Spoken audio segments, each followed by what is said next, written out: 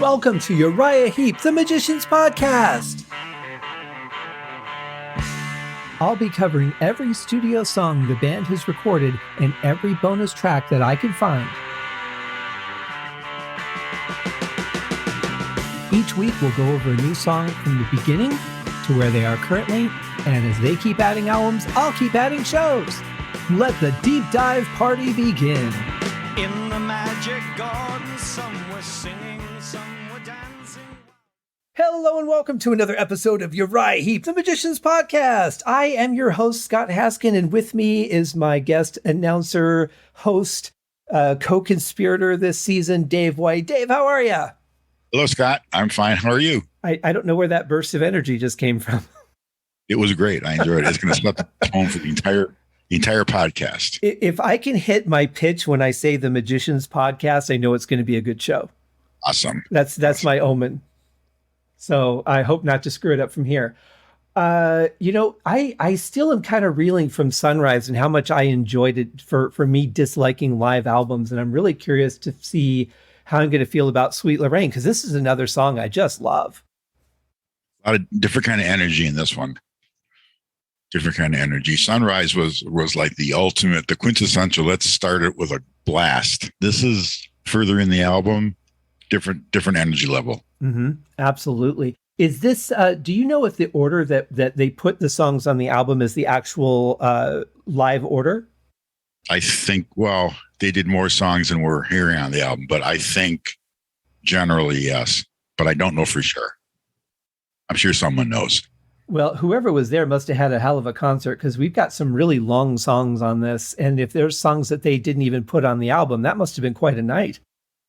Yeah. There has to be more than what we're hearing. And I know there are tracks out there that, there's, different takes of different tracks that surface every once in a while. But I think this one's pretty well used up. And I think they're probably pretty close to the order they did them, but I don't know. If someone knows, let us know. Yeah, I would be really curious because this seems like a really good order for playing, because you've got the longer songs are broken up a little bit.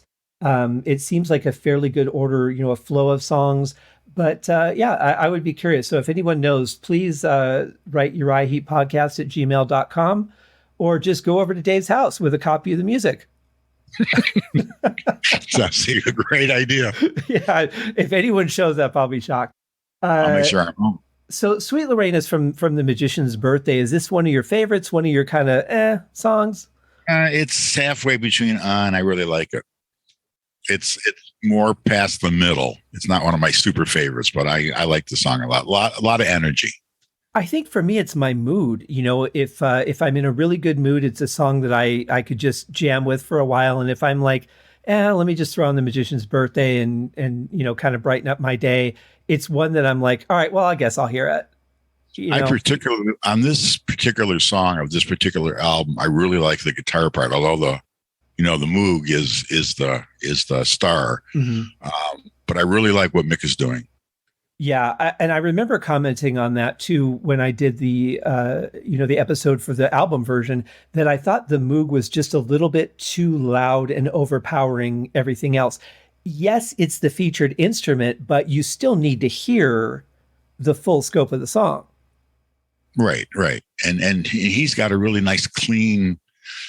I mean, a lot of the song is really distorted like he always plays, but a lot of it's really clean too, more like Salisbury. And he's got this thing going on with the wah-wah. And I don't think there's any distortion added by a pedal, like I said last time. But he's definitely got the controls cranked down, and it's really kind of transparent sounding during the vocal sections, which I really like, along with the wah-wah at the same time. I would agree with that. I'm going to be really curious to see how I feel about the Moog on this version. And the reason I say that is because on the studio version, he hits some frequencies that, if they're not EQ'd well, are frequencies that could just pierce your ear and ruin the song. But when I listen to it, it's done so well that those frequencies don't bother me. Kind of like the same reason I don't like flutes very much, because they just kind of pierce your ear if they're not EQ'd properly. My personal view on that is this thing was produced so well that you don't get that. And if they existed at the live time of the recording, I think they they took care of that, because there isn't anything in this whole thing that bothers my ears. Mm-hmm. That's good. Well, and they pulled it off in the studio. I was, as I've grown as an engineer and learned how things work, it's really amazing how good of a recording they got back in the early 70s with those kind of frequencies, because like, a theremin sound was certainly not something a rock engineer was used to EQing. And where do you feel the theremin was used? Well, in the solo section and in the beginning. Yeah. Okay. Yeah. Well, we'll talk about that some other time, but yeah. Now live, I don't think they ever had a theremin. Maybe I'm wrong. Well, I mean the theremin sound. Okay. All right. Yeah, it's Gotcha. simulated. Yeah, we talked about that before we started recording. It's a simulated theremin, but I refer to it as the theremin sound because that's that particular pitch. And it's a beautiful sound because you really get a full range without sounding like you're stepping on keys. And you're controlling it without a keyboard. Mm-hmm. Yeah, you're controlling it by the distance of your arm or your hand or your neck of your guitar to that antenna.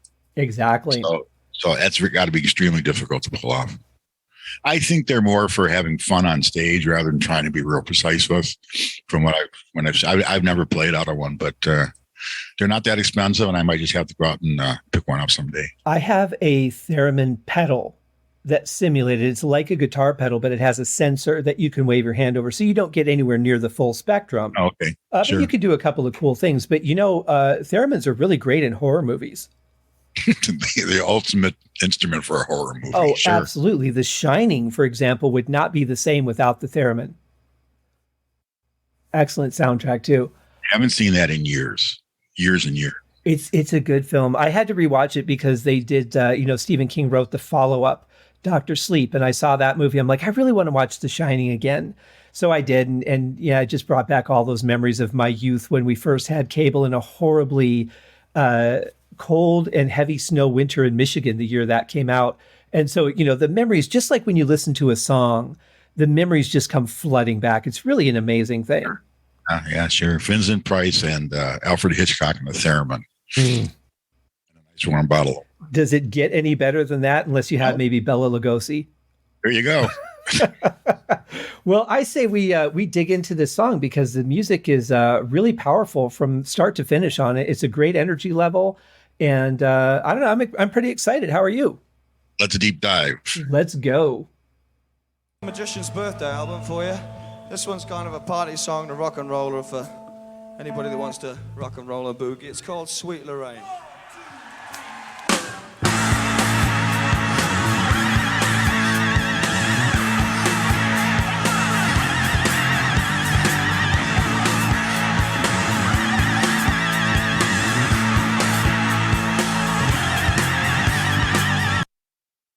Playing the Hammond underneath of that? Sure. It sounds like it. Sure. The organ, Yeah. the move, Mick, everybody. Yeah. Yeah, because I'm hearing that buzz of the Hammond. Not really loud in the mix, but it sounds like it's in there because I can hear it oscillating. It just, yeah, it's filling in stuff. You can hear the Leslie going. He's got them both going at the same time. Well, and it is Ken Hensley. We know he has at least two hands. We're speculating on whether he has a third one or not. I always thought he had a third hand. Yes.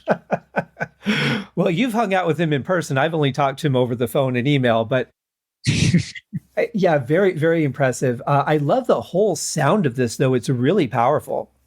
Doesn't start out much more heavier than that. Even Gypsy isn't as heavy as that one starts off. And Sunrise, was like, but it's totally different mood.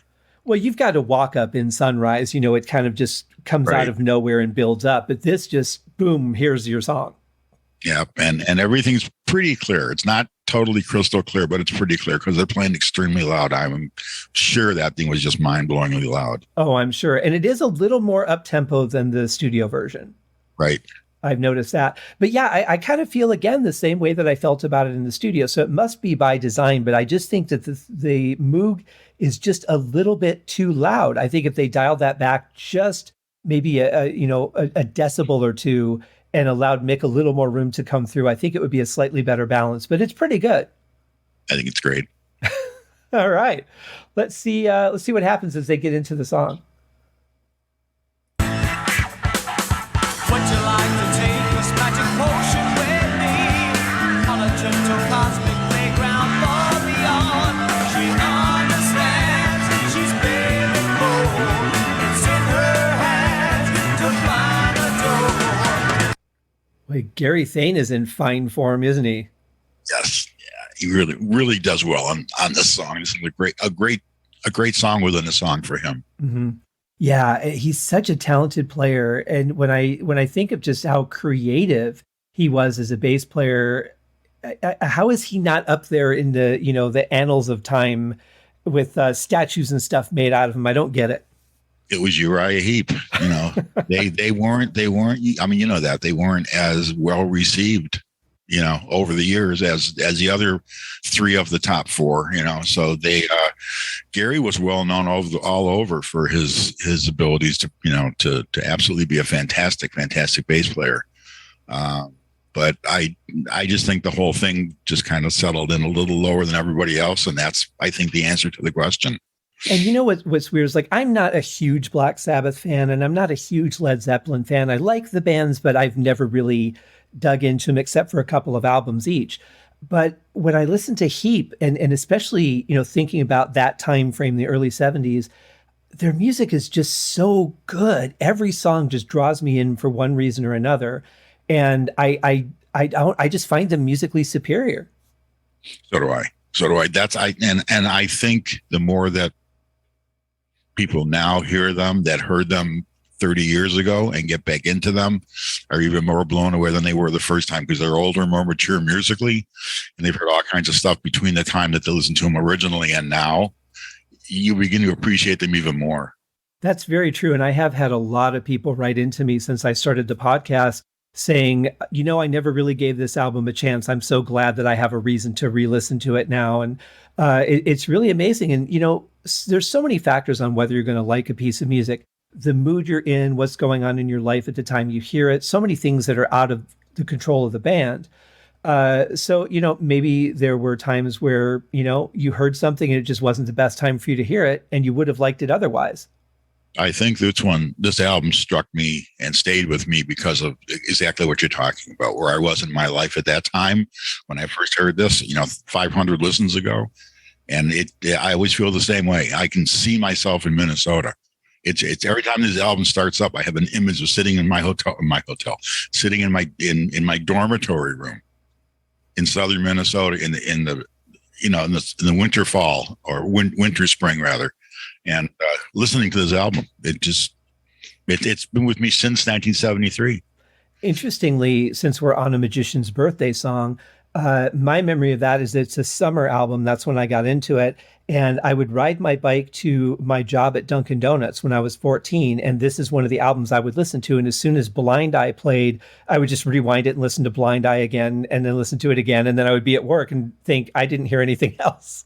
Gotcha. Totally understood. Yep. Yep. Good times. Let's get back to the song.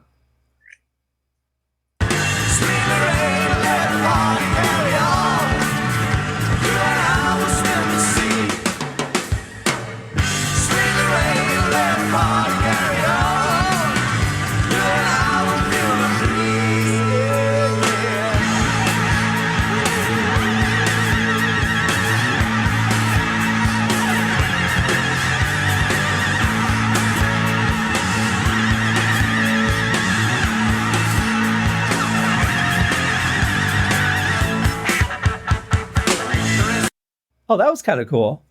It was excellent. Yeah. It was excellent. Nice little planned section there. Yeah, that was perfect. You'll note that the Moog is, I don't know what the term, or maybe a semitone or something, but the highest note that he's playing in that double thing, the highest note, it's just a tad flat.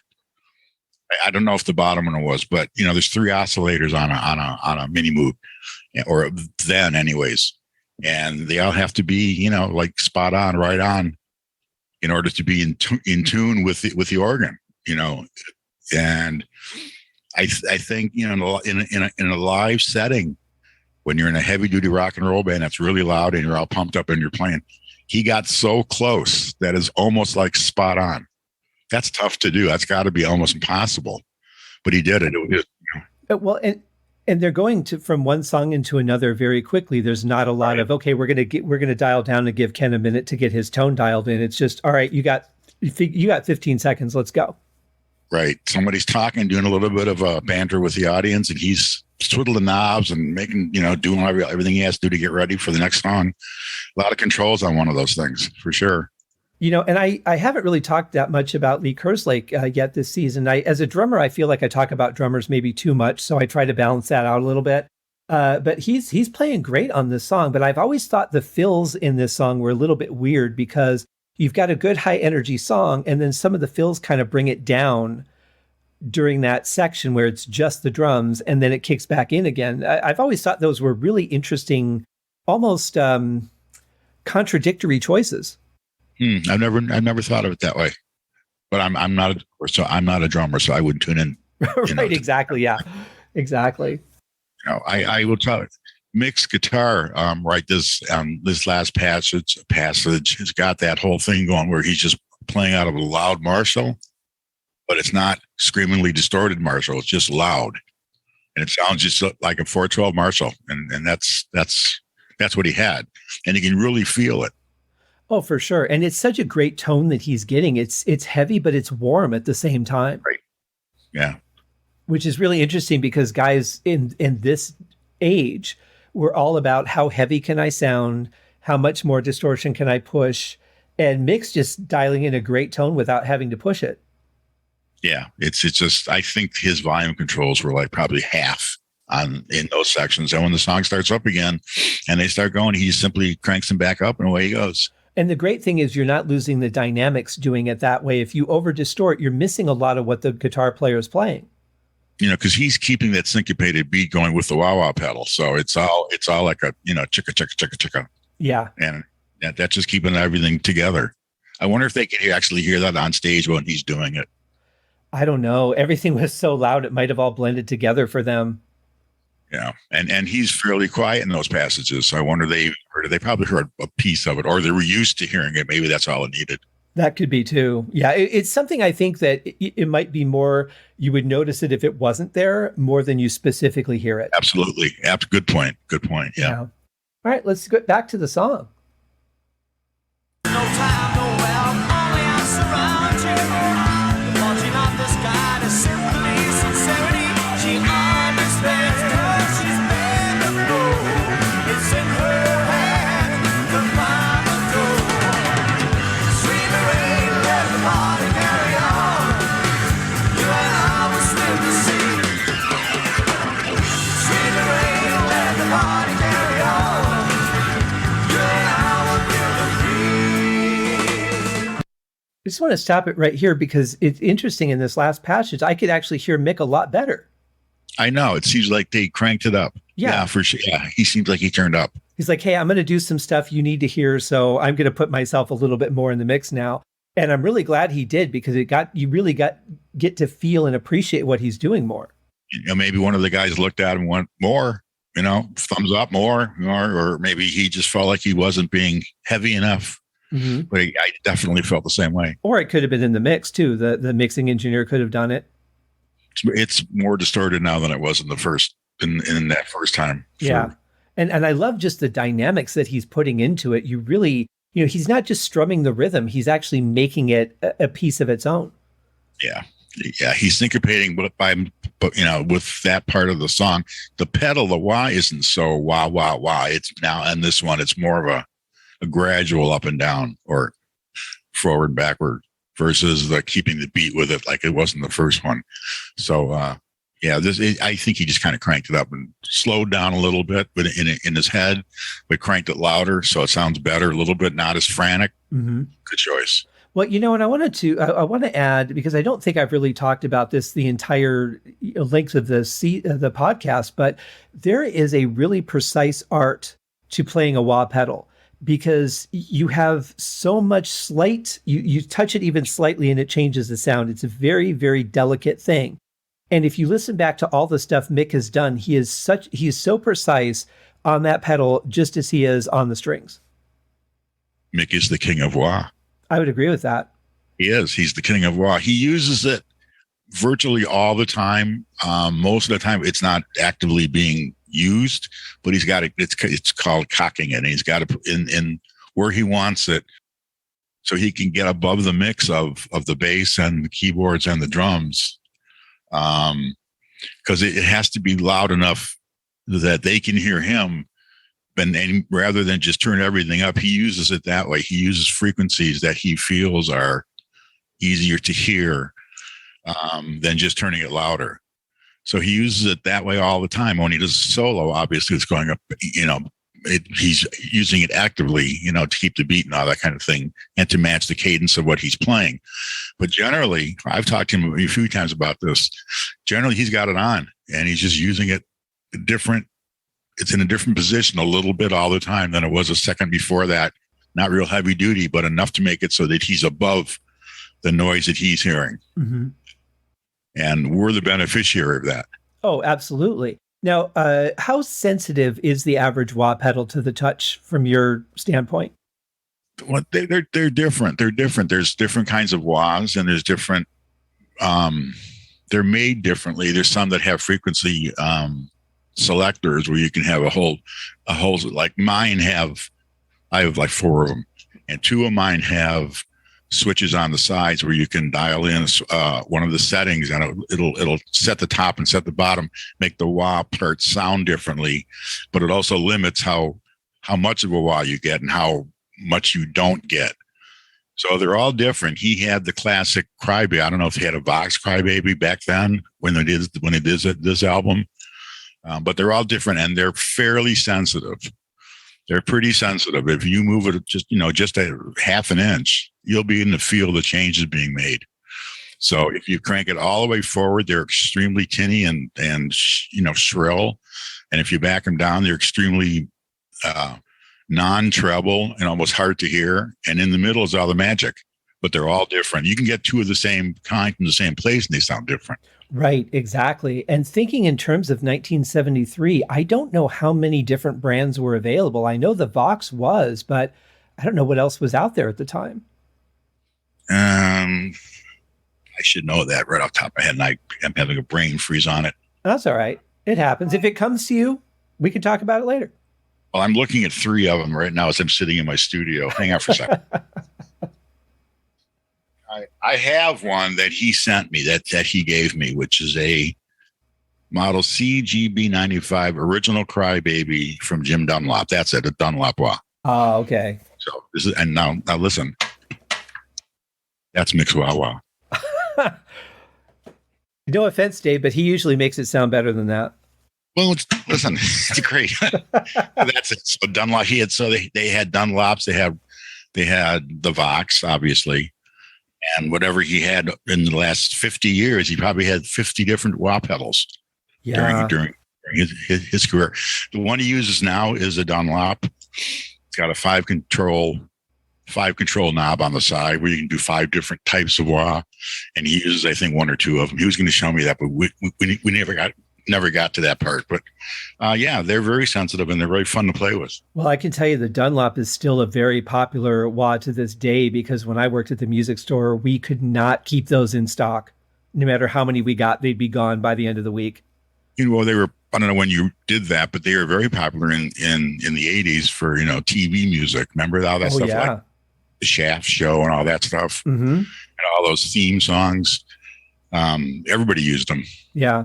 But my point in bringing this whole thing up was that it is a very sensitive instrument. So you have to be really good at controlling it to get consistently good sound. And when you listen to Mick play, it's obvious he really knows what he's doing with it. He's the king of wah, and he does his stage thing is, when he's doing his little gestures, when he's kind of like flinging the music out to the audience and looking up to the heavens. That's all doing it along with the wah. Yeah. So he's got this whole thing going on with he's the king of wah. No question about it. I agree. I heavily agree. Thank you for joining me on this episode of Uriah Heep, the Magician's Podcast.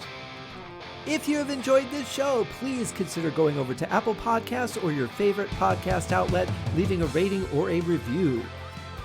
Be sure to subscribe to make sure that you are notified when new episodes are available. Please be sure to share this podcast with your fellow Uriah Heep enthusiasts and anyone who you think would like Uriah Heep, which should be everyone. And if you are so inclined, please feel free to contribute to the Patreon account. And if you are not a Patreon subscriber, you can also pay through the PayPal link on the website listed in the show links below. I would also like to thank Uriah Heep for their very generous support of the show, and thank you guys for listening. We'll see you in the next episode. Happy days!